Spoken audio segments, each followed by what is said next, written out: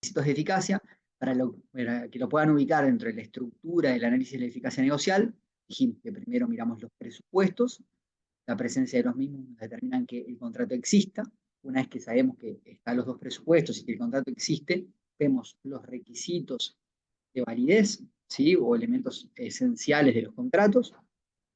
Con la presencia de ellos y a su vez que no tengan ningún vicio, sabemos que el contrato no solo existe, sino que también es válido, ¿sí? Y la tercera etapa de análisis es ver si ese contrato existente y válido además es eficaz. ¿Qué quiere decir que algo es eficaz? Que produce efectos. ¿Y cuál es el efecto característico de los contratos que lo diferencia de otros tipos de convenciones y negocios jurídicos? Crear obligaciones. Crear obligaciones. Exacto. Ahora bien, el contrato en sí, por el solo hecho de existir y ser válido, crea obligaciones.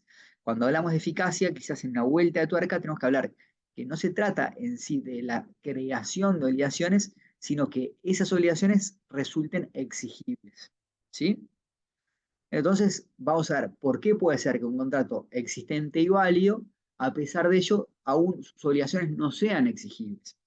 Eso puede ser por dos tipos de situaciones. Puede ser por ciertos requisitos que la propia ley establece o que las partes, haciendo ejercicio de su autonomía de la voluntad, se autoimponen. ¿Bien? Vamos a compartir la pantalla. ¿Quién estudió algo sobre esto? ¿Alguien leyó algo? ¿Nadie? ¿Están viendo la pantalla compartida? Sí, profe, se ve. Sí. Para acá arriba. Perfecto. Bueno, como siempre, la bibliografía la tienen indicada en el cronograma del curso. Lo que vamos a ver es básicamente cuándo empiezan los efectos, es decir, esas obligaciones, que es el efecto característico de los contratos, cuando se tornan exigibles. ¿Sí? Vamos a ver que para ello hay, como dijimos, requisitos voluntarios, que son los que las propias partes autoimponen en ejercicio de autonomía privada de la voluntad, y requisitos legales, que son los dispuestos por la ley.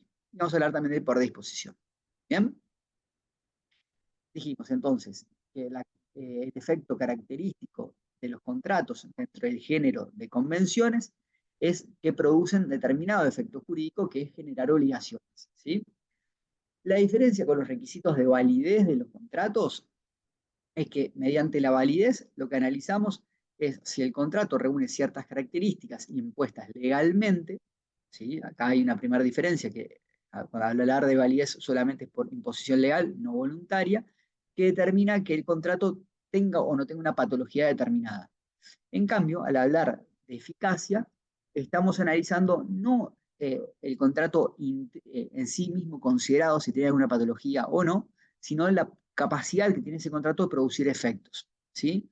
Lo cual podrá derivarse de que el contrato tenga alguna patología que, además de afectar la validez del contrato, afecte también la eficacia, o no. Puede ser un contrato plenamente válido, pero aún así que tenga problemas en la producción de efectos. ¿Sí?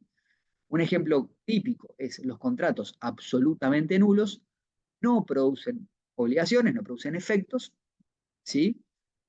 En cambio, los contratos nulos relativamente sí producen efectos. Y la eficacia de esos contratos nulos relativamente recién cesará una vez que es declarada judicialmente la nulidad. ¿Bien?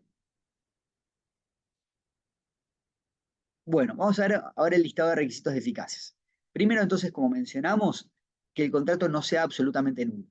Dentro de las dos nulidades que hemos estudiado, las absolutas y las relativas, en la categoría de las absolutas, una de las consecuencias es que el contrato no llega a producir efectos. ¿Sí? La segunda hipótesis de falta de eficacia de un contrato, que las soluciones no sean exigibles, es que las propias partes, como decíamos, en ejercicio de esa autonomía de la voluntad, hayan establecido una condición o un plazo. Ustedes recuerdan, cuando vieron clasificación de obligaciones, que hablábamos de las obligaciones condicionales, que podían ser un plazo, una condición suspensiva, ¿sí? O una condición resolutoria. ¿Se acuerdan de eso?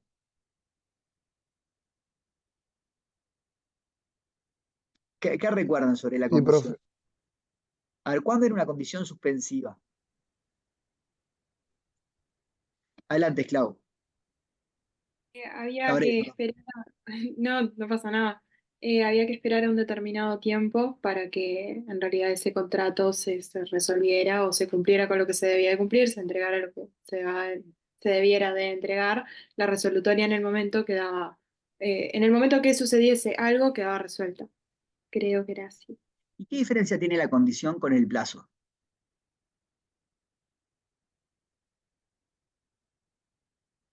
La condición no es que está sujeta a, a un hacer y el plazo en realidad es el paso de determinado tiempo. No sé cómo explicarlo. ¿Bien? ¿Quién más? Arrieta.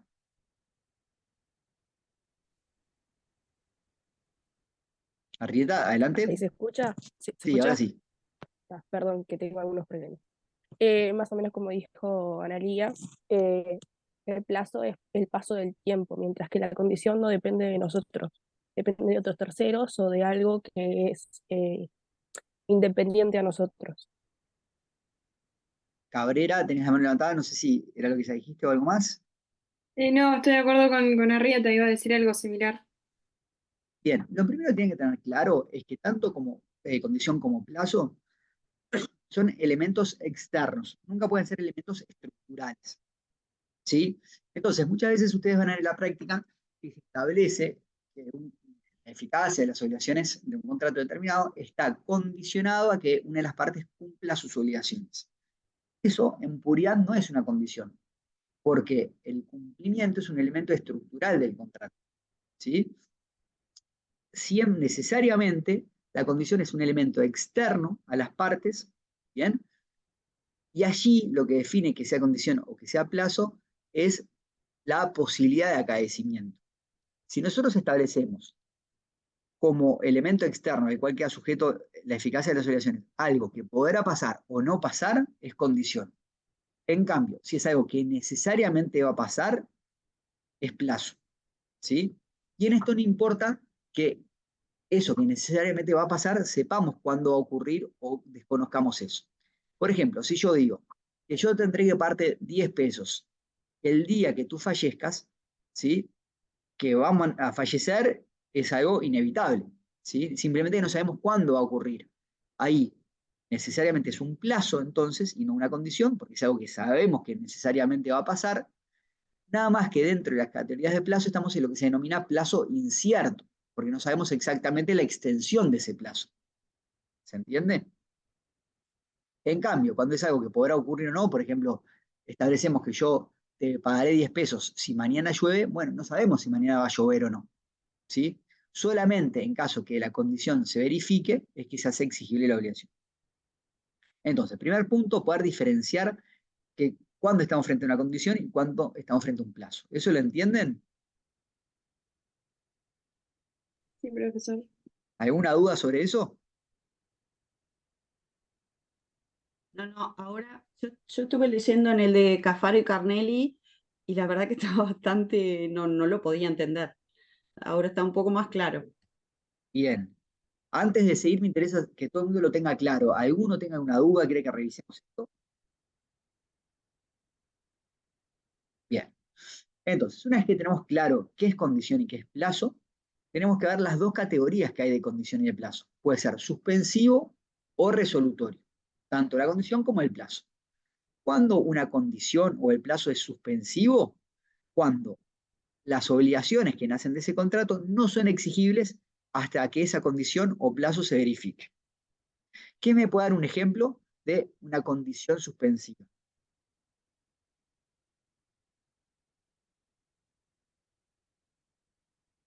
¿Quién se anima? Podría ser, A ver. podría ser, por ejemplo, si consigo un cargo que me asciendan en una empresa, ahí haré la compra de un determinado bien.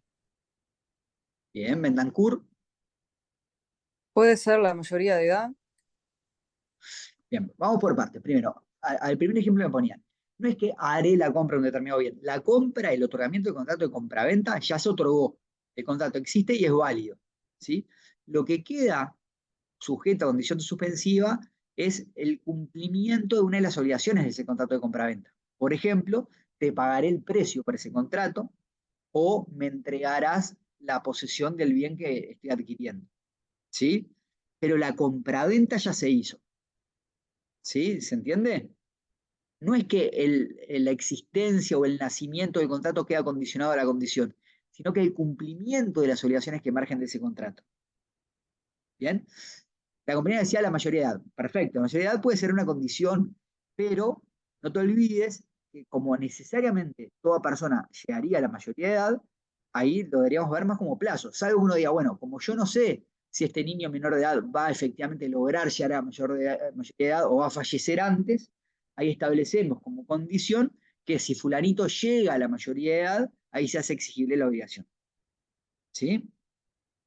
Ahora bien, lo que es muy importante acá, que sea cual sea la condición que elijamos, cuando es suspensiva, la obligación pactada y emergente de ese contrato solamente será exigible si se verifica la condición, no antes.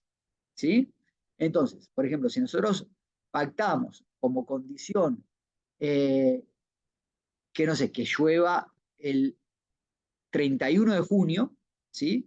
Hasta que eso suceda, o vamos a manejar una condición diferente para que sea más claro. Si por ejemplo, ponemos como condición que Uruguay gane la Copa América, ¿sí? Hasta que eso se verifique, hasta que esa condición suceda, ¿bien? No es exigible la obligación que yo tenía, por ejemplo, de pagar 10 pesos. Recién cuando la condición se produce, empieza a ser exigible el cumplimiento de mi obligación. Esa es la condición suspensiva. La exigibilidad de la condición está suspendida. ¿Se entiende? ¿O alguna duda? Se entiende bien, profe. Bien. Ahora vamos a ver el opuesto, que es la condición resolutoria. A ver, ¿quién se anima a pensar qué puede ser una condición resolutoria si decimos que es el opuesto? Adelante, Razap. La condición resolutoria, lo que plantearon como el ejemplo típico, es lo que pasa con los embajadores, que alquilan una propiedad y capaz que los mandan a otro país en determinado momento y se establece desde el momento del contrato que si a ellos los asignan en otro país, ese contrato se resuelve. Claro. Ahí vamos de nuevo. Primero, el ejemplo es muy correcto. Ahí es un elemento externo a las partes que es que lo designen como embajador o que tenga que cumplir funciones en otro país. Es algo que no se sabe si va a suceder o no.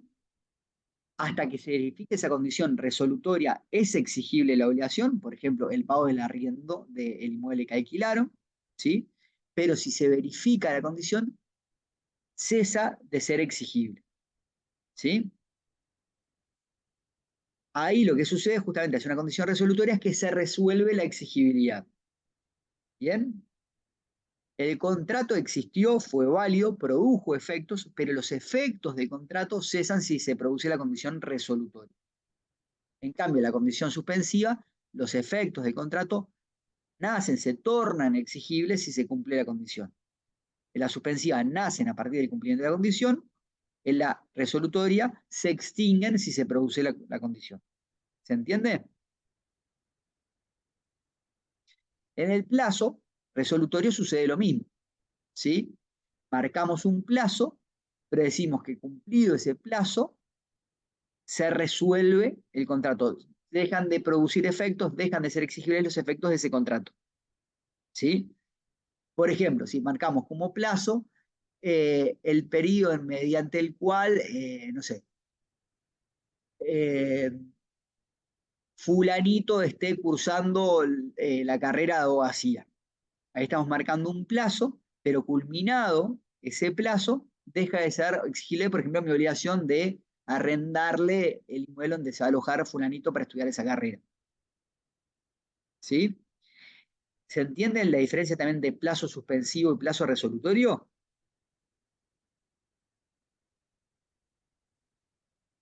¿Sí o no? Sí, profe. Bien. Yo tengo una pregunta respecto a eso. Adelante. Y entonces, en ese caso no es lo mismo que en un contrato de arrendamiento común que hay un plazo, no porque no es un agente externo, ¿es esa la diferencia? Vos decís, en un plazo Es donde se mismo está arriendo cuando por tal alquila, periodo. Sí, exacto. exactamente. Ese es un plazo resolutorio. Si está arriendo por 2 años, culminados los 2 años, ¿sí? Se resolvieron los efectos de ese contrato. Dejaron de ser exigibles las obligaciones de arrendar y de pagar el precio. Cabrera, adelante. Profesor, no, si podía dar un ejemplo del plazo del condicional, creo que había mencionado, porque el plazo resolutorio llegué al ejemplo. Suspensivo. Ahora, de una cosa es plazo y Suspensivo. otra es condición. Y ambos pueden ser suspensivos o resolutorios. Plazo suspensivo es, yo te pagaré 10 pesos el 30 de mayo.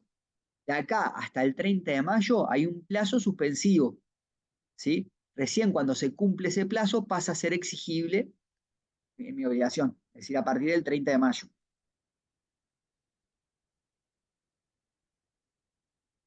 ¿Se entiende?